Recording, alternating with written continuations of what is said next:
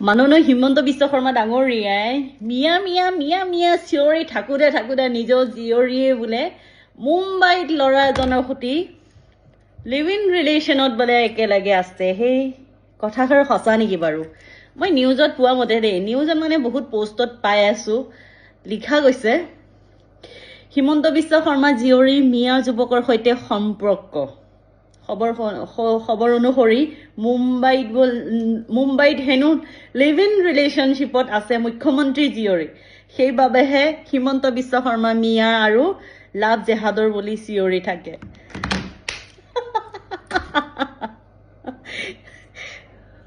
হে ভগৱান, মাননীয় মুখ্যমন্ত্ৰী ডাঙৰীয়া, কথা এষাৰ আছে, ওপৰলৈ থুই পেলালে হেনো বোলে নিজৰ গাতে পৰে।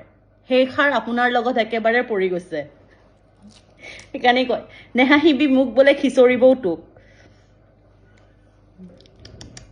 কালৰো কাল বিপৰীত কাল ৱাপচি আহে। এইটো চাৰ্কল হয়। আপুনি বেলেগক যিমান ট্ৰল কৰিব, যিমান শাস্তি দিব, সেইটো আপুনি ৰাউণ্ডত পাব, গম পাইছানে? একদম টেনশ্যন ল'ব নালাগে। কেইদিনমান, বেছি দিন নহয়, কেইদিনমান নেদেখাজনে পুৰা হিচাপ লিখি থৈছে, ক'ত কেনেকৈ কিন্তু সময়ত হিচাপ দিব লাগে আপোনালোকক ভালকৈ দি দিব। সেনেকুৱা একদম